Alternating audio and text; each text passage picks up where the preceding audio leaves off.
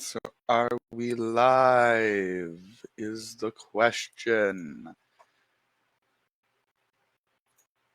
We are. Welcome everybody to a special Just Me episode of Politics and Poker, the Gen Z, political podcast by Gen Z, for Gen Z and everybody. I'm your host, as always, Axel-Adams, the Democratic candidate for, a Democratic candidate for Indiana State House District 53. We're out here after an absolutely awesome interview yesterday with my friend and yours, Jackson Franklin, the progressive populist running for Indiana Congress in the 5th District for National Congress, not Indiana's Congress. So today we are going to be a shorter one. I was eating, so that's why it wasn't right at 12 like I said it would be. But come on, mouse, work for me. Today we're going to be talking about redistricting. And what that looks like. Why am I? Here we are. And what that looks like and what impacts that might have. Alrighty. So here we have the brand new maps that I think are going to be proposed. They haven't been proposed yet. Braun has not officially called a special session, but as you can see,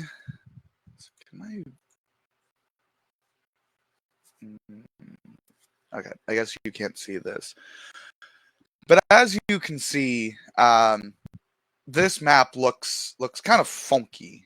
You've got all the way from Delaware to Vigo to Warren on the Illinois line. You've got Marion down to Gibson, again on the Illinois line. Posey up to Monroe, again on the Illinois Kentucky line. Clark to Marion on the, I think that's still just the Kentucky line. And then the others aren't too weird looking, but oh good lord. But they're still not fair maps in any sense of the word. I mean, come on, Delaware, that's Muncie, right? Like Muncie's almost in the smack dab center of Delaware County, I'm pretty sure. And you're gonna tell me that those people are gonna be represented. Oh no, my camera. You're gonna tell me that those people are gonna be represented by the same person that represents people in Warren, Vermilion, and Vigo. Like, come on. You've got a huge metropolitan area in Muncie and in Delaware County, and then you've got what? More livestock than people? Oh, come on, you. More livestock than people in Vermilion, Warren, and Vigo. Just doesn't make all that much sense. Same with Marion. I mean, you've got sorry, friend. I am very tired for whatever reason. Right as somebody joined the live stream, I was yawning. Same with the 6th congressional district. You've got the west side of Marion County, which is like Speedway in that area, all the way down to Gibson. I don't even know, couldn't even tell you what the county seat of Gibson is. You've got Knox in that area, Pike, Martin, all those areas. And what you're telling me that the same guy who represents, or girl, who represents the western part of Marion is also going to be representing the Illinois border counties? I mean, come on. Welcome, Corey. I mean, it's just insane. I mean, really, really insane. And you've got what? Marion basically split up into three, between 6, 8, and 7. Boy, I'm just tired. I promise it's not you, Corey. I was just eating, and apparently I need to take a nap after lunch nowadays. That I've gotten to the ripe old age of 22 come less than a couple of weeks, or little more than a couple of weeks. But yeah, so what they're doing here is blatant and obvious to try and get the Democrat out from Indianapolis. And it's, I don't know what else you can call it other than blatant political corruption. Blatant political gerrymandering. Because why are we dividing up Marion County, the most populous county in the state, into three? I mean, the Voting Rights Act, which we have some on the books, but the big one has never, really been passed, because Congress has held it up and the states haven't ratified it to become an amendment. Requires that geographical districts be kept together, and Marion County is a geographical district because it has somewhere like close to 1 million people in Marion County, if not over 1 million people. I know that there are close to like 790 in Indianapolis, but you get a little confusing when you go between Indianapolis and Marion County, since it's a consolidated city county council district instead of individuals. Oh. But yeah, and so they're just trying to get Andre Carson, and then Lake and Porter counties. I'm gonna Google this because I really, really don't want to be wrong.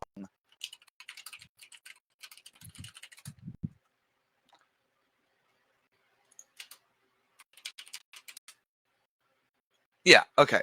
So they've kept Gary in Lake, at least in this map. This is just a proposed map. They actually haven't drawn up maps yet, I don't believe.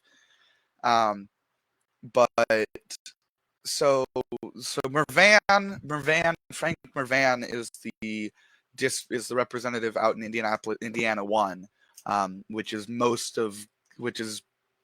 Lake and Porter, and I think it used to be LaPorte and like St. Joseph and that like Michiana area. And so there again, it's blatant bullshit trying to redistrict a very, very popular working class union guy out of a seat. I don't know what else you can call it. I mean, you're looking at these numbers here. 1, R plus 13. And so these, I'd assume that these are the Cook Political Index, which is essentially like how did a district, how much. So Cook Political Index is a rate of how much did a specific district go either right or left in terms of the national average. So an R plus 13 district means that the district went 13 points more towards the Republican candidate in the last presidential election than the nation on a whole did. Now, there are some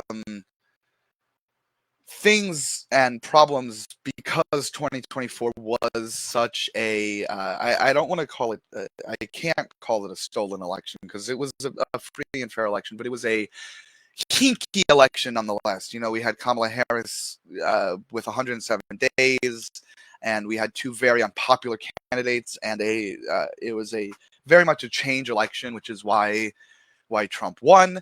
And so the data they're actually going off of is probably skewed a bit because nationally speaking, Donald Trump had the advantage. And so it'll be interesting to see what the numbers look like after you take out 24. So as you can see, all of these are R plus 13 districts, plus 13 plus districts.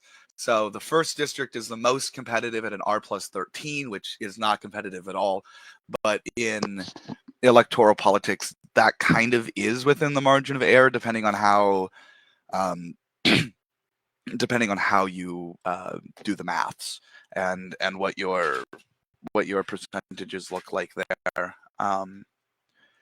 But the others, I mean, you see 2 is an R plus 20, 3 is an R plus basically 23, 4 is a 23.5, 5 is a 21, 6 is a 17.5, 7 is a 17.5, 8 is a 17, and 9 is a 17. And once you really get out of the 15-point margin, I mean, in all honesty, I wouldn't, if I were a political scientist working at like Sabato's crystal ball or something, I would move one now into a lean Republican because I wouldn't feel confident saying that an R plus 13.7 district, which is essentially an R plus 14 district, is within that realm of margin of error to be considered a toss-up district. But all of these other districts are solid red. In fact, let me, just so we have the comparison, let me actually pull up the old Indiana map. Let's see here.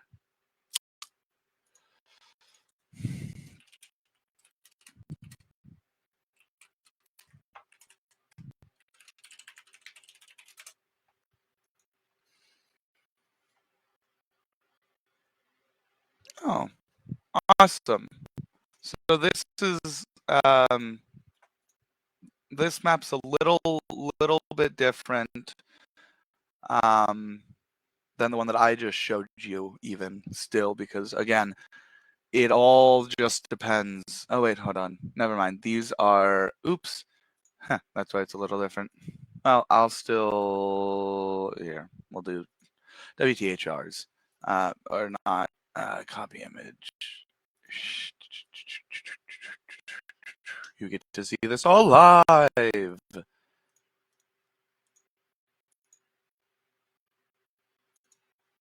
Okay, there we go. So it's boop boop. There we go. All right. So this is our map. Is our current map. It doesn't have the counties in, but I really couldn't find a good one that had the counties in it as well. And as you can see, that looks strikingly different. Marion County, as you can see, is all one district. And then LaPorte and Lake County and some of those other Michiana, like Michigan counties are all one as well.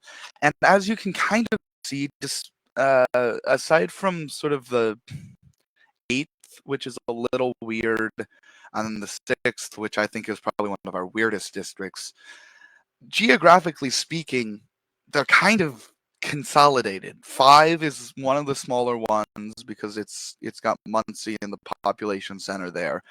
But I mean, with rural states, you have weird maps anyways, just because population centers are spread out and each congressional map has to represent something like 750,000 people, or as close to it as they can. And so yeah, these are the original maps. I don't have the R or the Cook political report, but let me pull up Wikipedia. Indiana Congressional Delegation Wiki. There we go. Okay. Ah, wonderful. Okay, I will share my screen.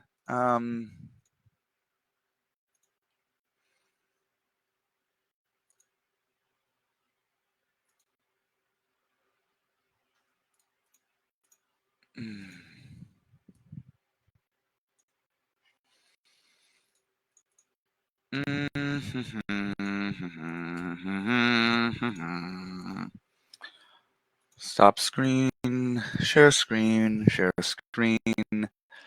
Your entire screen, screen 2. Okay, because I'm fancy. There we go. Hopefully you guys can see this. Help me. Let's see. How can I save? Save new layout. Okay, here we go. So as you can see, here's Frank Mervan. 2021, D+1. It is our one of the absolute closest districts in the entire nation. You do not tend to see many DR +0, D+1, R+1 districts because of how they've been drawn. Yuckum in the second, 13. Stutzman in the third with 16. Baird in the fourth with 15. Sparts in the fifth with 6, or with a +8. Shreve with a +16. Carson with a +21. If you look, that is the most partisan district in the entire state. Partisan than that. So that means he can stay in for life. Messmer in 8th with 18, and then Houchin in 9th with 15. So it's, you know, it's a not fair maps by any means, but more fair than what we have. I mean, we've got 13, 16, 15, 8, 16, 21, 18, and 15, and then 1. And on these maps, we have, oh, those numbers are too small for me to read. 13, 20, 22, 21, 23, 17, 17, 17, 17, all favoring Republicans. That's not fair. I don't think it's fair. Do you think it's fair? Yeah, governor's race election. Indiana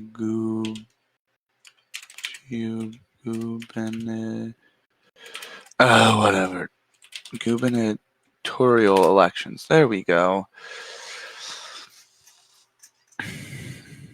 So here we go. Oh, they don't even have. Huh. All right. Let's go back to screen sharing here, because we'll now move on to this, the gubernatorial elections. As you can see, so let's go to the last time a Democrat won. O'Bannon in 2000. O'Bannon won with 56% of the vote to 41. Jump to 24. Mitch Daniels takes the seat from the incumbent Kernan after O'Bannon died in office. I believe that's what happened. And Daniels manages to flip the seat. What is that? 10, 12 points. Daniels is able to grow his lead a little bit in 2008 against Jill Thomas. And then Pence almost loses to Greg. This, does it have its picture? Yes, this man. My favorite looking Indiana politician. He looks like a walrus. I love him. I want to meet him and kiss his forehead. Sorry, that was a little weird. But it's off the cuff here on Politics and Poker. And so Greg almost beat Mike Pence. As you can see, he managed to come back with a 6-point swing, even though he ended up losing. And then here in 2016, or sorry, that was 2012. Oh, that's right, because Pence was only a one-term governor because he got tapped to be vice president. I forgot about that.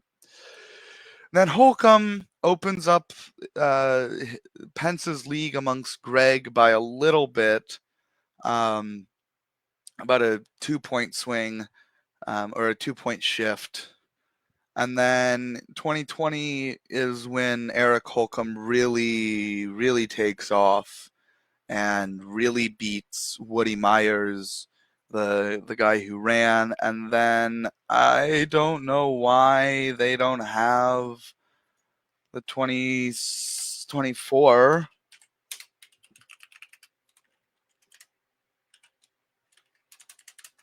INDIANA. What? Really? Oh.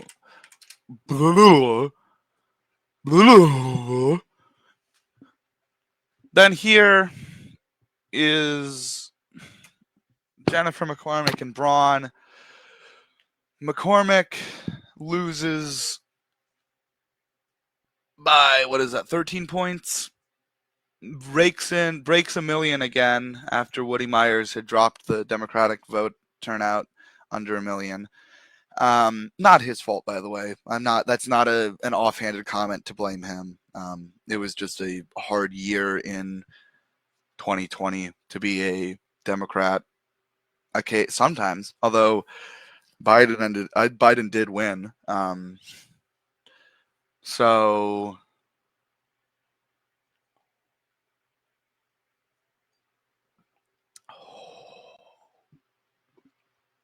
whew. Drink responsibly, kids.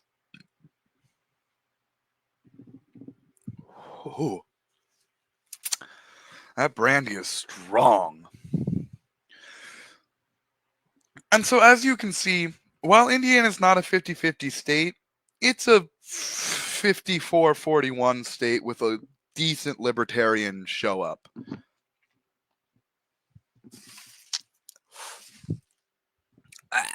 Sorry, not used to my brandy. More of a vodka and spirits drinker. And so yeah, there is no, and here we can even see the county breakdown. Marion. Yes. Lake. Yes. Let me quickly find those counties so I'm not looking like an asinine asshole.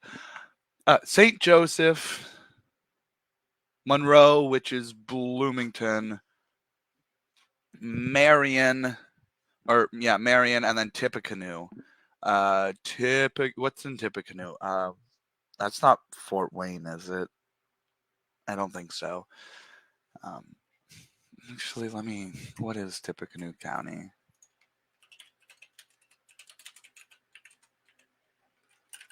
It's got a fun name, whatever it is. Lafayette. That's where Lafayette is. So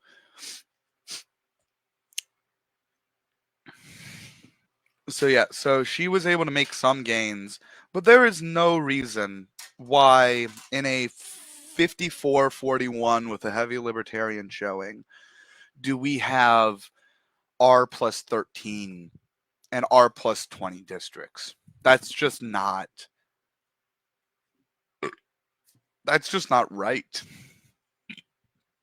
Because, the original Mervan's original district basically went Lake, Porter, LaPorte, St. Joseph. Did it even go all the way out to St. Joseph? I don't think it went. I think it was just Lake, Porter, LaPorte, and then a couple of like a bit of the area right on the counties underneath Lake and LaPorte. Maybe Stark and maybe Pulaski as well. I'm not sure. My grandma lives up in the region, so she would know much better than I do. Um, but yeah, turning that from a D+1 district, which in all honesty should be what all of our districts are, a +1, maybe +5, maybe is and maybe I wouldn't complain if in some of the rural areas you got a plus like 15, because there are the rural areas where we've basically got more Republicans and cows than there are Democrats, um, and so yeah. My biggest thing, I'm surprised that 4 is such a is the most heavily Republican district, because yeah, it's got Warren, Vermilion, and Vigo, but it's also got a good part of Delaware and Tipton and Grant. And the reason it's so conservative now is because the original, basically what CD4 is, it's a merger of what is currently 4 and 5, um, because Tipton, Hamilton, Madison, Delaware, Grant, Randolph, those counties, they were all in 5, which is where I live, um, and as you saw, that was the most competitive of the Republican-held districts, with a Cook Political Index of +8 Republican, um, and so yeah, my guess, and if you caught our conversation yesterday with Jackson Franklin, who's running in CD5, the guess is that they saw where he lived and tried to district him into the 4th because they're scared of him. Um, okay, after eating, my bowels are calling, and so I'll be right back. I'll leave you guys to. Oops. I'll leave you guys to look at this wonderful and beautiful map. Talk about it in the chat, your complaints, your whatever, and I will be back in just a couple.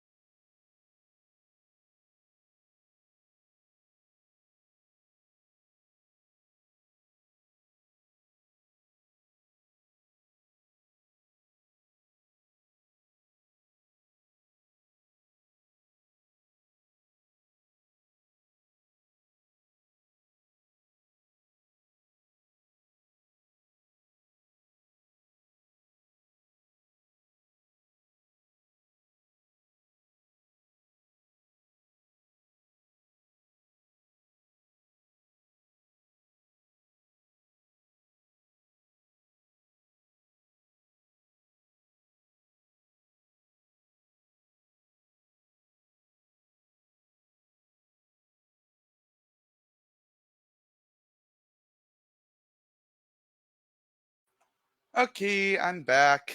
And we're probably actually going to call it here. So yeah. Peace, guys. I enjoyed talking to you all, and remember to follow us on Facebook. We don't have an Instagram or X yet. Follow us on Facebook and YouTube. YouTube is Reese for Indiana. Facebook is Politics and Poker. Remember, as always, this has been Politics and Poker with me, your host, Reese Axel-Adams.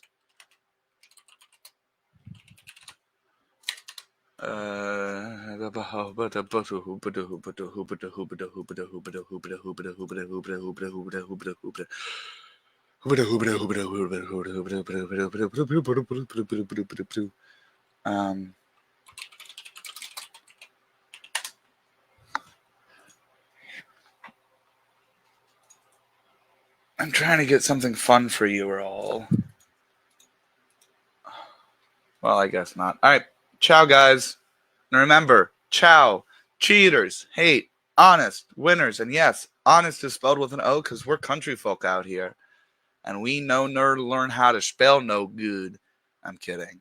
I have an education, and most of us do out here too. We're not all hillbilly hicks from Tennessee or West Virginia. Again, kidding. Ciao.